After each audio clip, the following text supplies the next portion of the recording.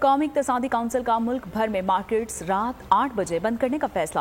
اجلاس میں قومی توانائی بجٹ پلان پیش کیا گیا۔ احسن اقبال کا کہنا تھا کہ کمرشل ایریا رات 8 بجے بند ہوں گے۔ انرجی کی بچت کے لیے صوبائی حکومتیں عمل درآمد کروائیں گی۔ توانائی کی بجٹ سے سالانہ $1 ارب کی بچت ہوگی۔ ترقی کے لیے سیاسی استحکام بھی ضروری ہے۔ معیشت کی بہتری کے لیے برآمدات بڑھانا ہوں گی۔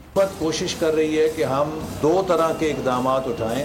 ایک انرجی کی کنزرویشن کریں اور اس کے لیے آج جو کابینہ نے پیکج منظور کیا تھا کہ انرجی کو بچانے کے لیے دکانوں کو اور کمرشل سینٹرز کو 8 بجے بند ہونا چاہیے۔ اسی طرح جو ہمارے ملک کے اندر لائٹس ہیں، جو پرانے بلب ہیں، ان کو ختم کر کے LED لائٹس پہ سوئچ کیا جائے۔ صوبائی حکومتیں انرجی کنزرویشن کا جو پیکج منظور ہوا ہے اس پہ عمل درآمد کرائیں۔ آپ یورپ میں جائیں 6 بجے نہیں تو حد 8 بجے ان کے تمام کمرشل ایریاز بند ہو جاتے ہیں۔ یہ وہ ایسے اقدامات ہیں کہ جس سے ہم سالانہ $1 ارب کی بچت کر سکتے ہیں۔ تو ہماری جتنی انڈسٹری ہے اس کو کمپیٹیٹیو رکھنے کے لیے ضروری ہے کہ ہم مینوفیکچرنگ کو جدید ٹیکنالوجی کے اوپر استوار کریں۔ حکومت اب شروع کر رہی ہے وہ $400 ملین کا بلوچستان کے لیے فلڈ ریہیبلیٹیشن اینڈ ریکنسٹرکشن کا منصوبہ ہے، جو تقریباً 100 ارب سے زیادہ اس کی مالیت ہے۔